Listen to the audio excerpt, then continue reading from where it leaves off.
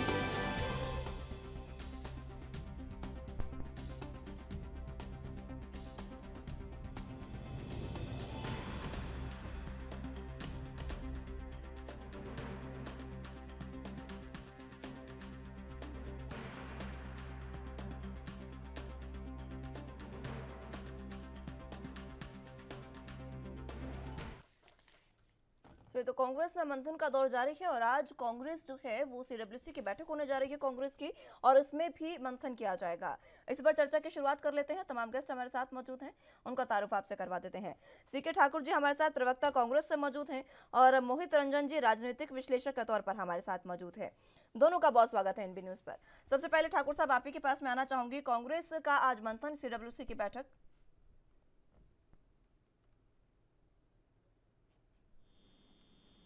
C K Thakur ji. जी आज Congress party का CWC की बैठक है जिसमें देश भर से लगभग 400 नेताओं का सेलेक्ट किया गया है कि किस ढंग से आने वाले समय में कांग्रेस को आगे लेकर के चलना है। देश में जिस ढंग से भारतीय जनता पार्टी ने अराजकता फैला के रखी है, धर्म की आंधी चला के रखा है, तो इस बीच से कैसे निपटना है, इन बहुत सारे मुद्दे हैं। और कांग्रेस में जो हमारे वरिष्ठ नेता हैं या कनिष्ठ नेता हैं, सभी को मिला जुला करके कैसे आगे चलना है ताकि आगामी 2024 का जो मिशन है उससे हम देश की जनता के हित के लिए कैसे काम करके आगे बढ़ पाएंगे, इन सारे मुद्दों का है। आज जिस ढंग से भारतीय जनता पार्टी, आप देखेंगे कि जहां जहां कांग्रेस समर्थित या विपक्ष जहां भी हावी है भारतीय जनता पार्टी के अलावा, वहां पर इन्होंने ईडी का प्रयोग करना शुरू किया। और ऐसा दिखता है सभी राज्यों में कि ईडी का प्रयोग केवल और केवल विपक्षी दलों पर प्रहार करने के लिए ही किया गया होगा। आपको याद होगा कि जब कांग्रेस का सत्ता हुआ करता था, कांग्रेस शासन में होती थी, तो कांग्रेस के नेता, कांग्रेस के मंत्री या उनके सहयोगी मंत्री जिस ढंग से कहीं घोटाले की बू आती थी या कहीं कुछ ऐसा लगता था कि वहां गड़बड़ी हो रही है, तो वो उन पर भी ईडी का डंडा भी चलता था और उन पर केसें वगैरह भी होती थी। लेकिन आज भारतीय जनता पार्टी अपने सभी लोगों को, चाहे वो मंत्री हो या विधायक हो, सबको सुरक्षा देते हुए सिर्फ और सिर्फ विरोधी दल पर ईडी का डंडा चला रहे हैं और बहुत सारा प्रहार कर रहे हैं। तो देश की राजनीति की माहौल को पूरा धर्म पर आधारित करके और ईडी का प्रयोग करके, सीबीआई का प्रयोग करके। बीजेपी की बात नहीं हो रही है, बात कांग्रेस की है, डिबेट कांग्रेस के लिए है, तो कांग्रेस पर मैं उसी पे जा रहा हूँ, पार्टी पर अपनी बात रखें। मैं उसी पे जा रहा हूँ। तो इन सारे मुद्दों को लेकर के देश को कैसे इन दरिंदों से बचाया जाए, जिस ढंग से देश की जनता को भय, भूख और भ्रष्टाचार का माहौल व्याप्त करके, आप देखेंगे कि कोई गरीब है और जीएम लैंड है, उसके लैंड पर कैसे वो लोग जो है बुलडोजर चलवा देते हैं। तो पहले उसके लिए सोचो। इन सारे मुद्दों को लेकर का सीडब्ल्यूसी की बैठक चल रही है और फिर उनका चिंतन शिविर जो है कांग्रेस का पहले झारखंड में हुआ था, पारसनाथ में। वहां पर कई सारे मुद्दों पर निर्णय लिए गए कि कैसे हम लोग उसको विकास करेंगे, कैसे पार्टी को आगे ले जाए। और जहां तक आप अभी चर्चा कर रहे थे प्रशांत किशोर जी की, प्रशांत किशोर जी एक रणनीतिकार है। वो पार्टी में सहयोगी बन के नहीं, वो रणनीतिकार बन के काम करने के लिए आए थे। तो उनको, हम लोगों को ये लगा कांग्रेस पार्टी को कि वो कई और जगह भी रणनीतिकार का काम कर रहे हैं, तो वो फिर मेरे साथ कैसे निष्पक्षता से काम कर पाएंगे। इन सारे मुद्दों पे प्रशांत किशोर जी से बात नहीं बन पाई, लेकिन ऐसा कुछ भी नहीं है। अब इन्हीं सभी तमाम मुद्दों पे आज सीडब्ल्यूसी के बैठक में चर्चाएं होगी और आगामी कहां चिंतन शिविर और लगेगा, उन पर भी बातें चर्चाएं होंगी। ठीक है सीके ठाकुर जी, लौटूंगी मैं आपके पास, चर्चा की शुरुआत एक बार फिर से करेंगे। फिलहाल वक्त एक छोटे से ब्रेक का है, फौरन हाजिर होंगे।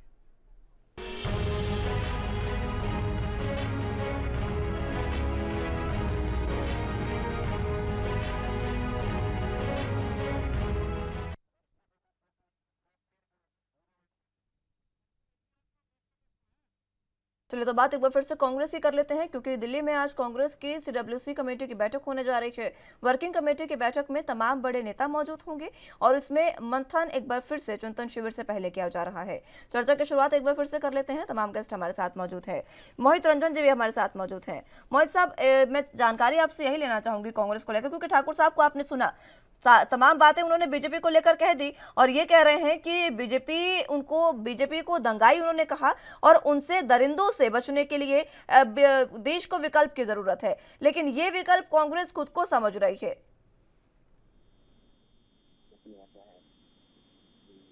कांग्रेस को अब ये समझना चाहिए कि एक चर्चा का विषय ये भी रखना चाहिए कि क्या गांधी परिवार के होते हुए चर्चा कर लें या मंथन कर लें, इससे जनता समझ आएगी या उनके विचारों पर जनता को भरोसा होगा, उनके बातों पर जनता को भरोसा होगा, ये बहुत बड़ा सवाल है। और जनता इनको नाकार चुकी है, इनको समझा चुकी है, कई बार, एक बार नहीं कई बार समझा चुकी है कि जब तक गांधी परिवार अपने आप को कांग्रेस से अलग नहीं करेगी, जो और कांग्रेस के दिग्गज नेता हैं, जब तक वो अध्यक्ष के पद पर या अपने जो उच्च स्तरीय पद है उस पर विराजमान नहीं होंगे, तब तक जनता इनको सपोर्ट नहीं करेगी।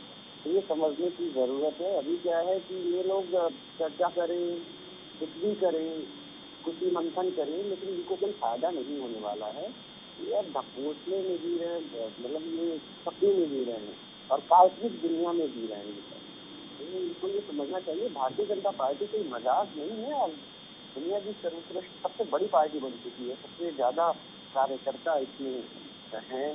तो वहां तक पहुंचने के लिए अभी कांग्रेस को दोबारा मेहनत करना पड़ेगा और जीरो से शून्य से इनकी शुरुआत करनी पड़ेगी। तो अब जो भी है, ये भाई साहब की बातें मैंने सुनी, ये भाई साहब का नाम मैं नहीं सुन पाया था, जो भी है इनको ठाकुर साहब को समझना चाहिए और ये ठाकुर साहब को नहीं, पूरे कांग्रेस परिवार को समझना चाहिए कि बहुत बहुत बदलाव की जरूरत है। गांधी परिवार को इस्तीफा दे देना चाहिए, तभी ये कुछ कर पाएंगे। और मैं हर बार आपके चैनल पर बोलता हूँ, आपके चैनल के माध्यम से लोगों को बताता हूँ, जनता तक बात बताता हूँ। यहाँ अगर कांग्रेस के कुछ लोग ये अपना सच सुनने के लिए तैयार हो तो उनको भी समझाता हूँ कि भैया गांधी परिवार से अपना रिश्ता तोड़िए और कांग्रेस के जो सर्वोच्च पद है उस पर और भी बहुत सारे नेता हैं भाई कांग्रेस में, जो दिग्गज नेता है। अगर वो संभालें कांग्रेस पार्टी को तो शायद कांग्रेस अपने आप को अपना थोड़ा सा अस्तित्व दोबारा से बना सकेगी,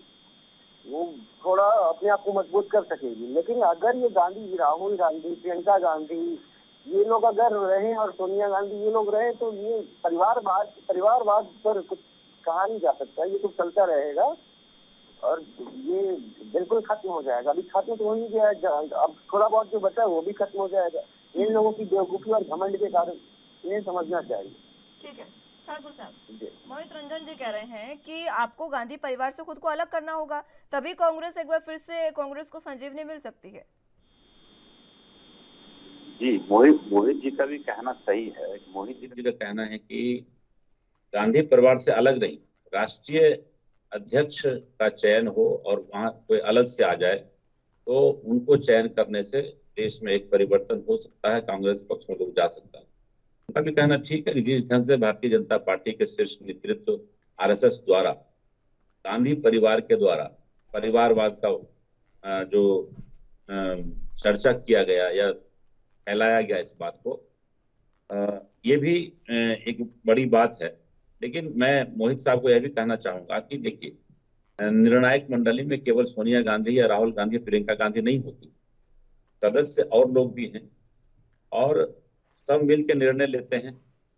और 3 आदमी हैं गांधी परिवार के जो राजनीति में इन्वॉल्व हैं, तो 543 लोकसभा सीटों में मात्र 3 सीट पे चुनाव लड़ सकते, लेकिन 540 सीट तो अदर लोग ही लड़ेंगे। ये आपका कहना है कि जब सोनिया गांधी या राहुल गांधी या प्रियंका गांधी जी को यदि हम लोग अलग कर देते हैं तो उसमें एक इन परिवार की काफी भूमिका रही है और ये प्रधानमंत्री बनने के मतलब सोच भी नहीं रखते। आपने देखा हो कि यूपीए 1 यूपीए 2 जो भी रहा है, हमेशा उन्होंने कभी प्रधानमंत्री का अपने पेशकश भी नहीं किया। चाहते तो सोनिया गांधी जी प्राइम मिनिस्टर बन सकती थी, लेकिन उन्होंने बना नहीं। तो ये देश के लिए सोचते हैं। लेकिन अब यदि ये परिवार इस्तीफा दे दे तो फिर कहकर देखो कांग्रेस और भी कमजोर हो गई। तो ये ऊहापोह की स्थिति है। अभी संगठन का चुनाव होना है, अब उसमें क्या निर्णय होता है देखिए। मुझे लगता है कि शायद इस ढंग का एक निर्णय आ जाए और वह भी निर्णय पे भरोसा हो सकता है। अभी कह नहीं सकते, लेकिन ऐसा होगा तो देखिए उसके बाद का क्या निर्णय होता है। लेकिन अध्यक्ष को कह रहे हैं कि अध्यक्ष गांधी परिवार से जब तक होगा तब तक कांग्रेस से एक बार फिर से पुनर्जीवित नहीं हो सकती है। प्रदेश दर प्रदेश कांग्रेस किस तरीके से सत्ता कांग्रेस के हाथ से खिसकी, ये आपसे बेहतर कोई नहीं समझ सकता। अभी पंजाब का देख लीजिए, एक क्षेत्रीय पार्टी से हार गया, उसके बावजूद भी मंथन का नामो निशान नहीं। नहीं, मंथन तो चल रही है और मुझे लगता है कि प्रशांत किशोर जी भी शायद इस ढंग का एक सलाह दिए होंगे। जो आपके चैनल से मैंने सुना था कि प्रशांत किशोर जी भी इस ढंग का था कि अध्यक्ष पद कोई और हो शायद, जो आप लोग कह रहे थे। तो ऐसा अब क्या होना है देखिए, अभी तो मात्र महीने 2 महीने में सब कुछ क्लियर हो जाएगा। और एक अच्छा संकेत है कांग्रेस पार्टी के लिए, सीडब्ल्यूसी की बैठक में ऐसा निर्णय आ जाए। ठीक है, चलिए तो कुछ महीने न 2 कुछ महीने अच्छा में सब होगा। क्लियर हो जाएगा। मोहित जी, सुना आपने ठाकुर साहब को, क्योंकि आपकी बातों का जवाब उन्होंने दिया। लेकिन बात प्रशांत किशोर की कर रहे हैं। प्रशांत किशोर ने खुद मना कर दिया कि वो पार्टी में नहीं आएंगे क्योंकि पार्टी में बगावत बहुत है। उनको एक बिजनेसमैन तक बता दिया गया और खुद ठाकुर साहब ने भी अब यही कहा कि वो तो एक बिजनेसमैन थे, वो हर पार्टी के साथ काम करते, तो हम उन पर विश्वास कैसे कर सकते हैं। बगावत कांग्रेस में लगातार जारी है। बगावत तो होनी ही चाहिए, बगावत जरूरी है। और ये लोग दया के पात्र बन चुके हैं। ये लोग सोच रहे कि कहीं से तो कुछ मिले, संजीवनी मिले, अमृत मिले, मंथन करके कुछ तो मिले ताकि कुछ तो ये अस्तित्व में आए। इन्होंने कहा कि गांधी परिवार जो है वो देश के बारे में सोचती है। आप इतिहास की भाग पढ़िएगा, आपको समझ में आएगा कि जब से गांधी परिवार अस्तित्व में आई है, मैं इनकी बात नहीं कर रहा हूँ, नेहरू की बात नहीं कर रहा हूँ, इंदिरा गांधी की बात नहीं कर रहा हूँ, उसके बाद सोनिया गांधी के समय की बात कर रहा हूँ, उसके बाद की बात कर रहा हूँ। इन लोगों ने कौन से घोटाले नहीं किए हैं जो जनता के सामने नहीं है। इन लोगों ने कहाँ कहाँ पर अपनी प्रॉपर्टी नहीं बनाई है, ये जग जाहिर है, ये सब जानते हैं। ये देश के बारे में नहीं सोच सकते और ये जनता जानती है। इन लोगों को और आप लोग दया, मतलब आप लोग क्यों चाहते हैं बार बार प्रशांत किशोर का नाम क्यों ले रहे हैं। प्रशांत किशोर अगर आप लोगों का भगवान है तो जाकर उसके पाँव पर गिर जाइए और बोलिए कि हमारे पार्टी को आप संभालो। आपको अपनी पार्टी पर निर्भर हो जाए, आपको अपनी पार्टी के लोगों पर निर्भर हो जाए, ये आप लोगों की कमजोरी है। ये आप लोगों को तोड़ रहा है और आप लोगों को ये समझना चाहिए। आप लोग बगावत करें और सोचिए कि असली आपने कहा कि और भी सदस्य हैं जो निर्णय लेते हैं, सोचिए कि वो जानते हुए भी है कि गांधी परिवार नहीं हटेगा तब तक हम लोग पुनर्जीवित नहीं हो पाएंगे। ये सोचते हुए और ये जानते हुए भी वो गांधी परिवार के खिलाफ नहीं जा पा रहे हैं। ये दयनीय स्थिति है, ये बहुत खराब परिस्थिति है कांग्रेस की, ये समझना चाहिए। अगर आप लोग ये कांग्रेस को ये लगता है कि मंथन करके, विचार विमर्श करके और 400-500 नेताओं की इकट्ठा करके हम लोग कैसे बात करेंगे, तो ये क्या बातें होंगी। हर बार चुनाव हारने के बाद कोई ना कोई गांधी परिवार से इस्तीफा देता है और फिर इस्तीफा वापस ले लेता है। सदस्य जो है इस्तीफा लेने के लिए क्या बकवास है यार। ये सब इन्होंने अभी बड़े गंदे शब्द का इस्तेमाल किया और मैं ऐसे ही शब्दों का इस्तेमाल कांग्रेस के लिए करता हूँ कि ये लोग दोगले हैं। इन लोगों के पास गांधी परिवार के लिए करता हूँ कि ये लोग दोगले हैं, इन लोगों के पास इन लोगों का अस्तित्व नहीं है। ये मतलब बेवकूफ है और देश को बेच कर खाकर कभी इनका पेट नहीं भरा है। इनको तो गांधी परिवार के तो देश छोड़कर ही चले जाना चाहिए, इटली चले जाना चाहिए। लंदन में इनका काफी प्रॉपर्टी है, वहाँ पर चले जाना चाहिए। इन लोगों को देश छोड़ कर कितना लूटोगे भाई। आपको सोने का अंडा देने वाली मुर्गी मिल गई है, आप अंडा लेकर भागे जा रहे हो, भागे। अगर आपको खाना ही है इतना तो किसके देश की तरक्की के बारे में सोचो। इतने अच्छे नेता हैं इनके जो राजनीति में बहुत अच्छा बहुत कुछ बदल सकते हैं भारतीय राजनीति में। उन्होंने दबा कर नीचे रखा हुआ है। मोहित जी, एक चर्चा आप जरा अमित शाह जी के बेटे पर भी कर डालिए ना। उनकी प्रॉपर्टी का कैसे विकास हो गया साल भर। बिजनेस की बात नहीं कर रहा हूँ, आपने कहा प्रॉपर्टी की बात आई तो आप अमित शाह के बेटे जी पर चर्चा कर लीजिए ना, अच्छा रहेगा।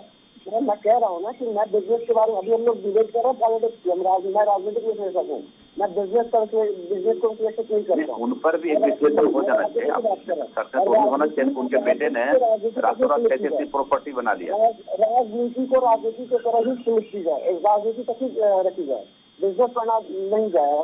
अगर अमित शाह चाहते तो अपने बेटे को किसी न किसी स्टेट के प्रदेश अध्यक्ष बना सकते थे, राजनीति में घुसा सकते थे, लेकिन उनको पता है कि उनको क्या कब करना है। आप लोगों के पास कांग्रेस परिवार के पास ये दिमाग ही नहीं है भाई। राहुल गांधी नहीं आना चाहता राजनीति में, तो क्यों घुसा रहा है राजनीति में?